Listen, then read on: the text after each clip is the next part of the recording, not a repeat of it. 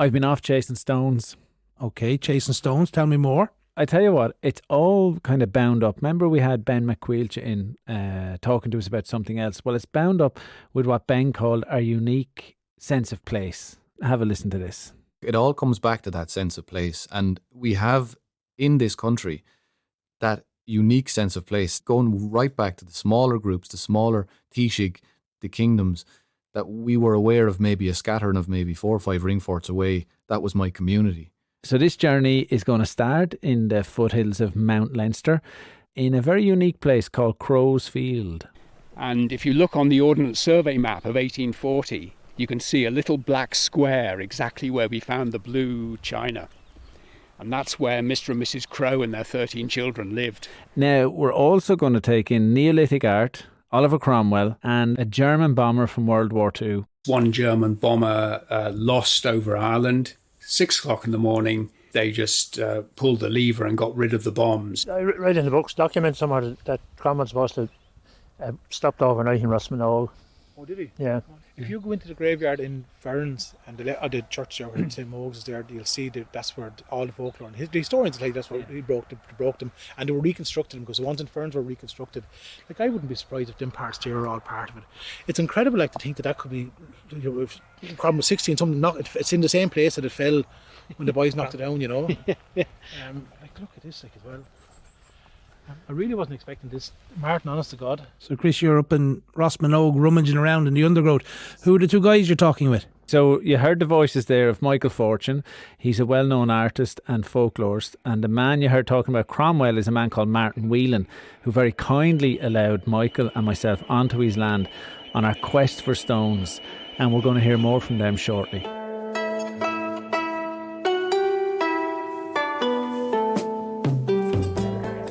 Today on the HedgeRadio podcast, we'll reveal the story behind a 5,000-year-old ringstone.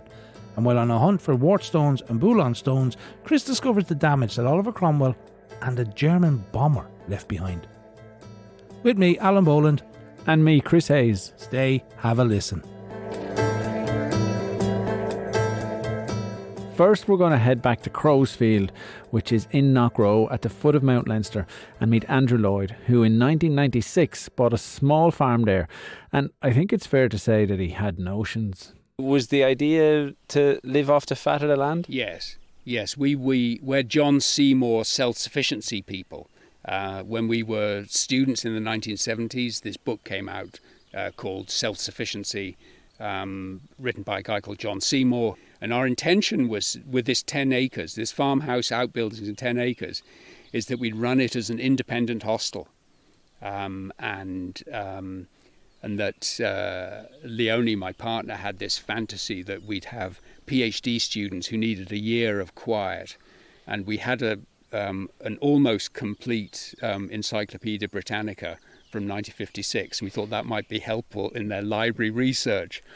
Andrew's dad was born in Dunmore East but was shipped out to join the British Navy at age 14 and then subsequently met Andrew's mum in Dover. So Andrew grew up as a Navy brat. Do you know where that word comes from, Alan? A brat, a Navy brat. It's a British regiment attached traveller, Chris, but I might as well tell you I'm reading that. I wrote it down for you. Yeah, I never knew what that actually meant. So anyway, he ended up moving around from place to place, but always came back to Ireland to stay with cousins. His dad was first cousin to the last resident of Tintern Abbey, Marie Biddop Coakley. Am I pronouncing that right, Alan? Yeah, it sounds good to me. But obviously the organic spud grown and sheep rustling didn't pay so well. Andrew is very well educated and he was a geneticist, and he soon landed a job lecturing in Trinity College in Dublin. But the farm at Knockrow was home, and from there they did run the farm. We raised the kids to do the lambing and get eggs from the chickens if there was nothing for tea, and that kind of thing, being responsible for the care and maintenance of themselves and the garden and that kind of stuff. Okay, Chris, this is all fantastic, but you promised me a stone hunt. Yeah, I know. But I think in order to go on a stone hunt, I just want to give a bit of background on the geology of where Andrew is and this place in Knockrow where I'm standing with him. The geology is granite. All the Black Stairs is a row of extinct volcanoes. which extends all the way through the Wicklow Hills and the Dublin Hills down to up to Lambay Island. So it's a whole run of them, and it goes down to New Ross, I suppose, and Mount Brandon as well. On top of the granite is granite sand, kind of a yellow clay, and on top of the yellow clay is peat. So the water is. That's quite interesting. It's like a general geology of where Andrew's living. Yeah, it's great. It gives you that big picture, but it's the specifics that you need, and this is the kind of practical information that you pick up from getting to know your place really well. And then further up, between Kilteely and Bunclody, there's a slate quarry. So the shale has been compressed for longer and harder into not a very good slate, and some of our sheds have been roofed with this local slate from Wexford. They're quite big, those slates, aren't they? They can be big. They're all different sizes, and they're put higgledy-piggledy, but they all work. And it's just so much more work, and it's a complete work of art. It's beautiful to behold. This is what also informs how you build and what you build with in your area. Vernacular architecture, what you do to build your house, is created in a world where the highest technology is a crowbar and an ass and cart, and a stone sled, and maybe a couple of bullocks to pull the stone out of the field for us.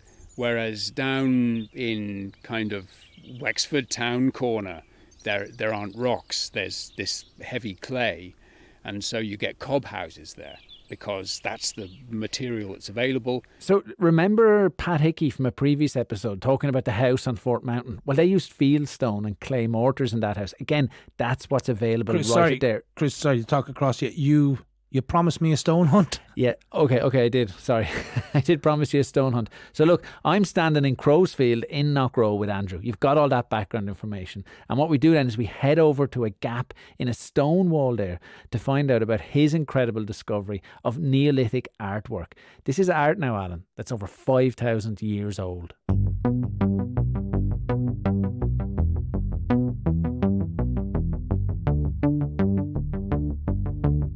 Okay, so we've come to the edge of the field. Loads of round stones all rolled up together, and there's a gap in this wall into the next field. There's probably a name on the next field as well. There is. The field beyond is called the field over the river.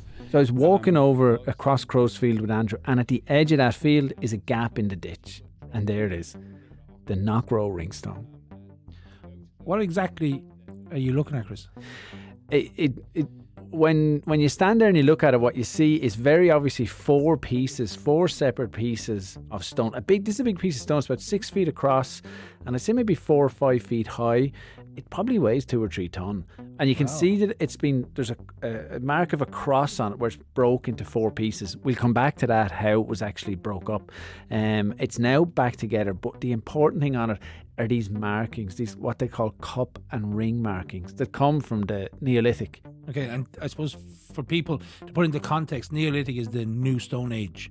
So it's when Ireland gets its first farmers. We kind of change to an agricultural society.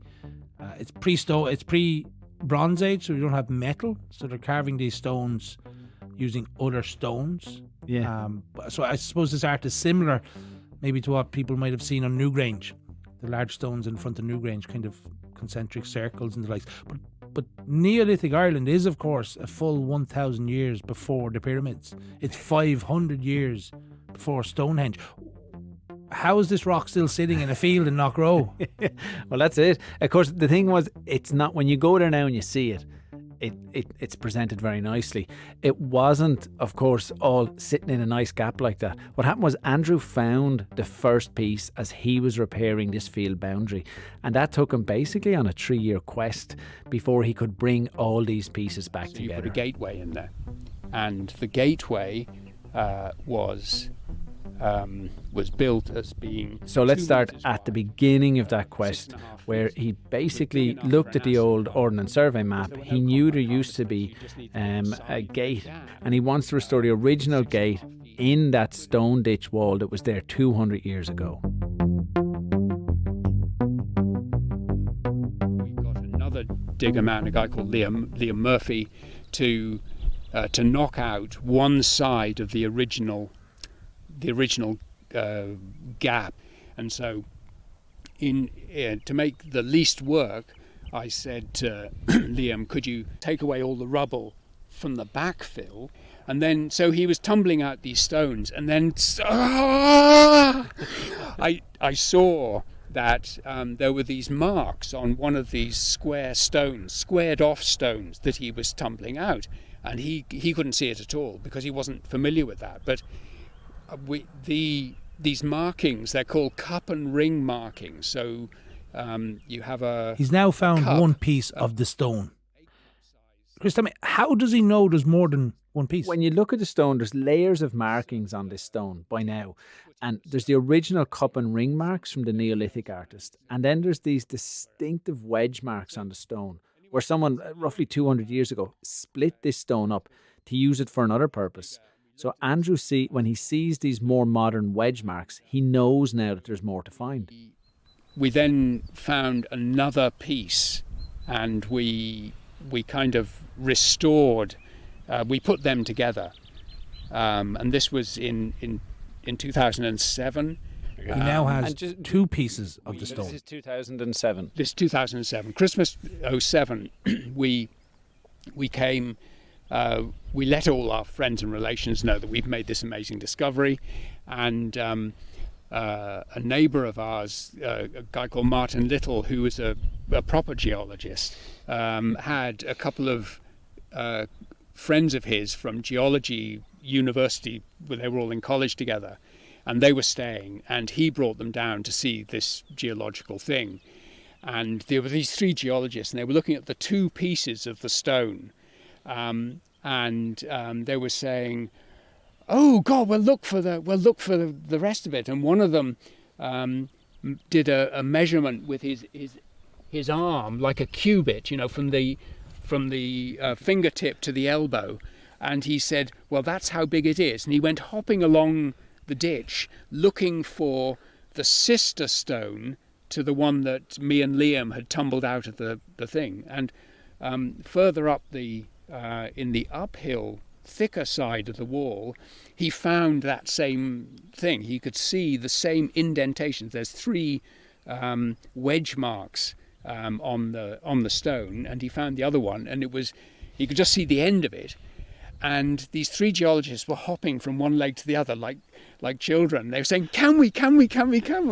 And I said, "Oh, work away, lads." And so they started to take away the stones to expose this second bottom stone here, which has actually got three cup marks and the ring marks to go with it. So that's much more impressive. And this was also buried face up. Andrew now has three pieces it was buried at the bottom of the stone. Of the wall because it's heavy. He knows there has to be a fourth piece. Yeah, he does. But look, before we get back to Andrew, that stone that he found, it's great, it's unique, but it did get me thinking about other stones, strange as you might think that is, Alan. But I'm thinking of more common ones in the landscape, that we hear stories about and make pilgrimages to, where you were talking about people even having worry stones on them. Rubbing in their hands, it's something to fidget with. So I came across the post on folklore.ie about wart stones. My name is Michael Fortune. I'm from Ballygarrett in County Wexford, but I'm living up now in Ballindagan. I work as an artist / folklorist / filmmaker. There's a couple of slashes after what I do. I suppose I would have. Michael's films get lots of attention. What they do is they document customs, traditions, sayings, and they really look at the culture that we wrap ourselves in here in Ireland. He had put up a piece about bullaun stones and wart stones, and he called a man called Martin Whelan. Martin Whelan, we're in Rossminogue, which originally was the parish. Martin owns a farm in a small place called Rossminogue, and that is where there's the remains of an early church with an associated graveyard, and we're going to this graveyard to see a wart stone that Michael had told me about. Now, the one in Screen and the one in Blackwater were smaller, and they were always used as shafts it was a shaft for a cross, or a base for a shaft of a cross, and I was told some were wood, some were stone, and some were broken. Now, there's one down in Timon. The one in Timon, all you've left is this and this. And the locals have it that when you put your finger in here, the water that gathers, it hits off that cross and goes down there. That's the cure for the warts. And that's right. I'd swear that's part of it, lads. I'm really. You can see it, lads, can't you? Yeah. What Michael was pointing at there was the base stone of a high cross. Now remember at the start, Martin had told us that Oliver Cromwell may well have stayed in Rosminogue. I can't imagine the people of Rosminogue rolled out a red carpet for Oliver Cromwell when he stayed, because, of course, when he was in Ireland, he was laying siege to towns, slaughtering local populations. But one of the other hobbies they took to was breaking up high crosses that had stood from early Christian times in Ireland. To Cromwell, they were associated with outmoded Catholic beliefs. He was the iron fist of the Reformation, and the crosses were usually broken at the shaft. Yeah, exactly. And that's what Michael was pointing at. So you've got a base, you've got this shaft that's stuck into the base, and at the top of it you had these early Christian stone crosses, high crosses they're called. And that's what Michael was pointing at. And the water that gathers in this base has particular healing properties. There's an awful lot of putting faith in anything that was religious. So in the case of here, the base that was left, the water that gathered had significance to cure warts was the classic one. And that's up and down the length of Wexford and around the country as well, to be fair. This was actually Michael's first time in the graveyard in Rosminogue. And what he wasn't expecting to see there was the head of this high cross. Do you know what that is? Come here to me. Look at this, for God's sake, lads. This is exactly what it is. Look. Now, I'm no expert, lads, but I guess me bottom dollar that is the base for that.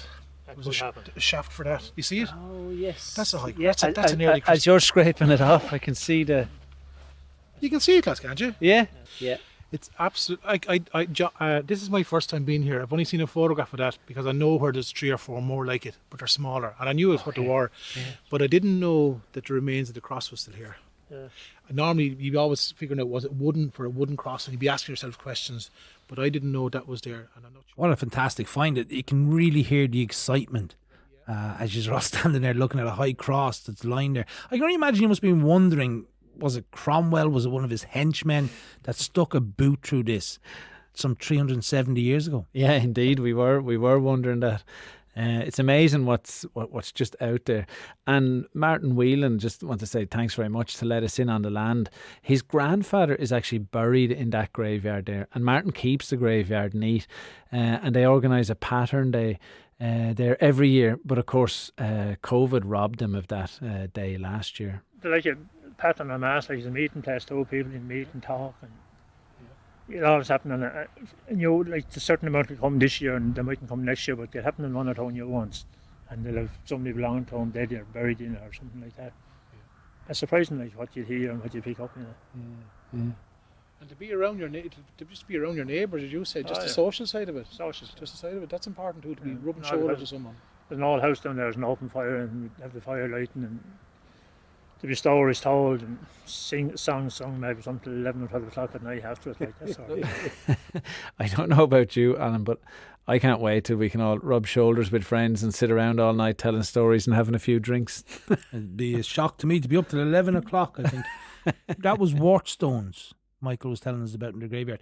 What are bullaun stones? Yeah, okay, so then we went off to see a bullaun stone. Now, bullaun stones are nearer in age to the ring stone that Andrew Lloyd found on his land back in Knockrow. And I promise we will get back to Andrew, but let's have a look at these bullaun stones. It even goes for you know the one up in Toom, Martin. Yeah. The one up in Toom, there's a graveyard not too far. What would it be, 3-4 miles? It's only a mile up out from home down to that's Corey Road. Yeah, and it's got a bullaun stone, and again you'll find them around the country, around the county as well. And they're 5,000 years old, and they're still being called as wart stones, you know. Yeah. So they're only babies in comparison, but still, you know, that kind of way. And they're found in the same spots. Originally, we don't know what they were used for, but they still have meaning today. And sometimes bullaun stones are called wart stones. Michael has a great take. He thinks that these stones are still around with us, and what it's down to is our kind of endless ability just to keep recycling and upcycling stone. I think these places become, and we still do it. You notice yourself, no one an old tractor or an old part of your machinery dies in the yard. What do? You put a lick of paint on it and put it somewhere. We've this habit of reusing stuff, and this is a classic case of reuse. You know, kind of upcycling from centuries. Yeah. You know? We won't throw it out. We'll keep it. Throw nothing out. Aren't we lucky? Let's leave Michael, Chris and Martin where they are there for a minute, because we left Andrew with 3 pieces of ringstone now found.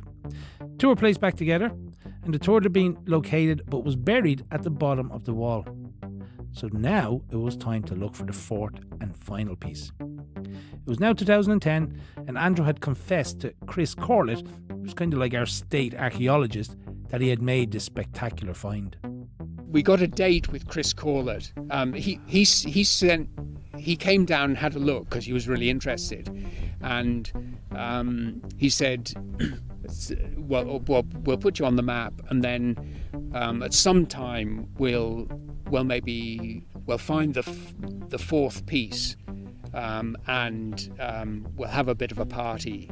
And so, I think it was in 2010, we arranged for Chris to come down for the day, and all our friends and relations to come and have a bit of a jigsaw metal.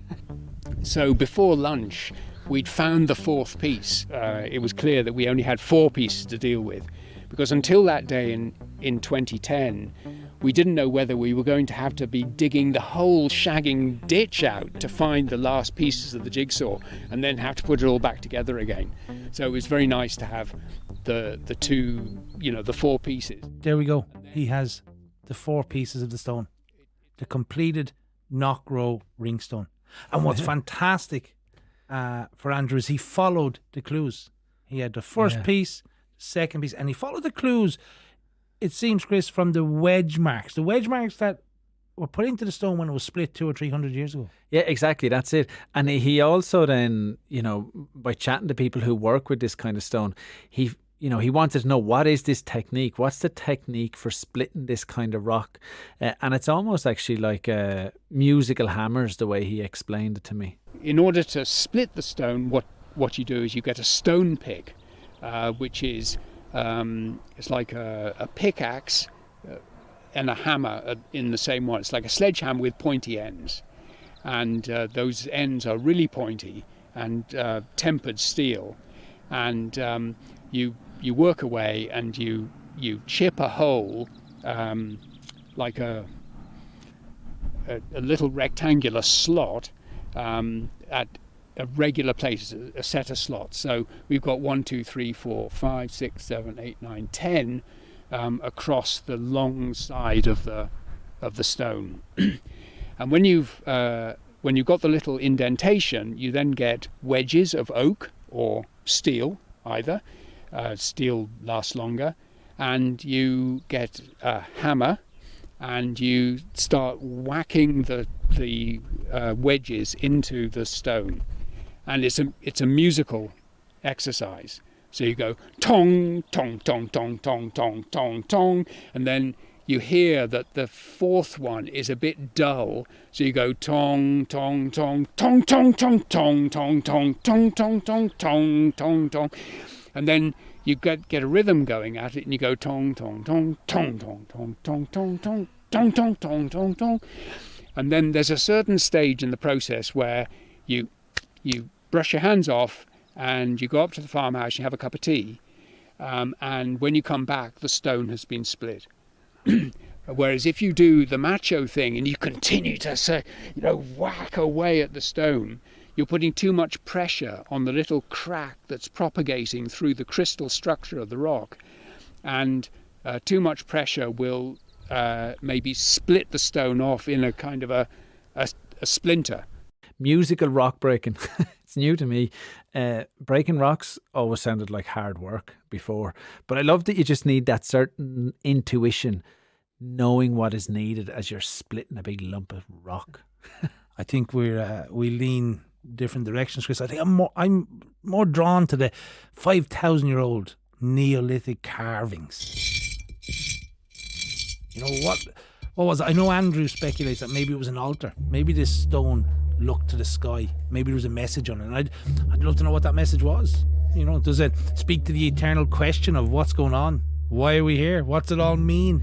Yeah, I don't know. Maybe Neolithic man knew a bit more than we did about that. But what that does do, it brings us back to Michael Fortune, because Michael kind of was explained to me that it seems that we always have this need in our culture here for physically representing or touching materials, or like think of the wart stones or even common ticks that we talk about. Yeah, absolutely. Even simple things like touch wood. You know, touching wood is a classic things we do. Touch wood. People bang their head and people find it, try to be, and people still do it. You know, people will still do it. Yeah. This idea of touching, definitely, and whether it's energy or whether it is, you'd even see people going up and touching even a coffin when someone's at a wake. Or these stones we've been hearing about today are still physically in the landscape. It's our oral culture that very often informs our understanding and ties us to them. Yeah, a lot of these stories about our attachment to physical places or explanations about things have been handed down through that oral history culture. I just wonder, are some of these stories maybe 5,000 years old? We didn't have a television when we were children growing up. Mother and father weren't hippies.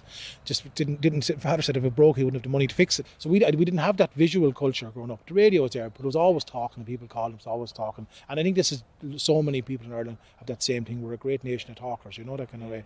And that's not coming from the ground. That's coming from a long line of who we are and how we remember. We remember our histories. Remember our sad songs, our moments, our battles. We remember our hurling matches through song and through story and through chat. That's what we remember, and that's really, really important.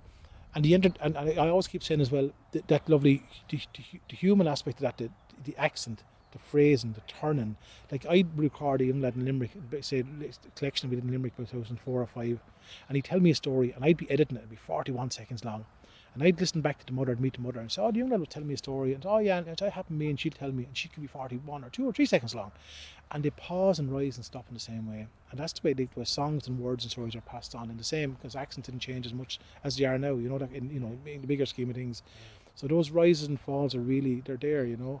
And we take, like, even, I put the girls to bed, our little ones to bed, and sure, you tell them stories. I've about 50 or 60 stories that I would have heard from my mother or from other people, and bits I would have made up and put them to bed about a yoke that happened in the field across from the house where there was, you know, different lads were taken by rabbits or men getting harmless stuff, right? But they love it, right? Yeah. But she bring them out to the field, and all it is a field, and it's like Euro, you know, it's like Euro Disney, because your imagination, and that's one lovely thing about stories, is that your imagination will fill in all those blanks, you know. And what you visualise, you might say we were two brothers, and if we heard stories from whatever our mother or father, you'll visualise it completely different. I'd visualise it. You know, that kind of way. Yeah.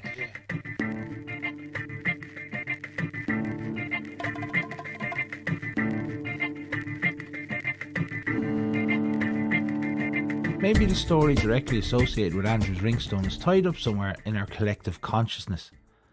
The stone itself came very close to being lost altogether when the hillside was bombed by the Germans in 1941. On January the 2nd, 1941, there was at least one German bomber lost over Ireland. They just pulled the lever and got rid of the bombs in order to get back. They jettisoned all their bombs, and they fell in a straight line going down the hill.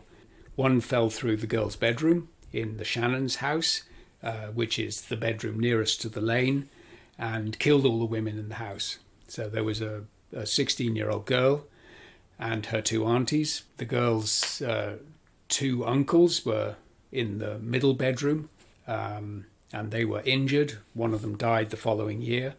And in the far bedroom was her brother, Raymond, who was 17, and their father, John. And they'd said their prayers the night before, and then the 3 of them didn't wake up the next morning. There's a very poor quality photograph somebody took in the yard looking up at the house on the day of the bombing. There was snow on the ground, and you can see that there's only half the house is left. And with the compensation they got from the German government, £180, £60 a head, blood money, and they decided they wanted to build the new house in the footprint of the old house. And so the parish priest had a bit of a whip round, and they lived in one of the sheds for that summer until the house got built.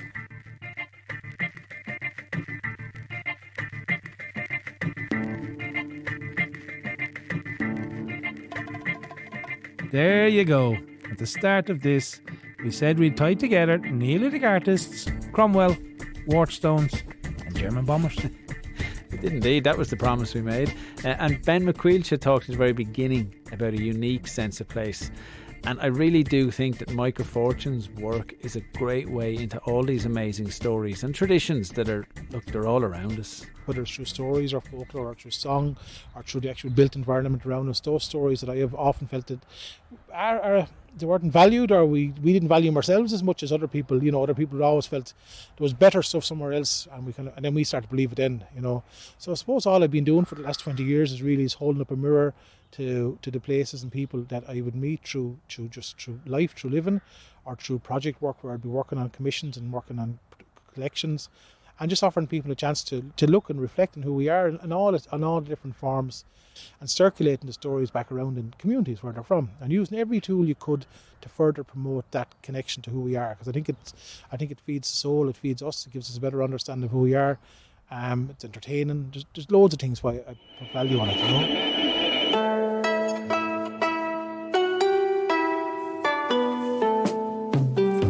Thanks very much to Michael Fortune. To follow Michael and the work he does, go to folklore.ie.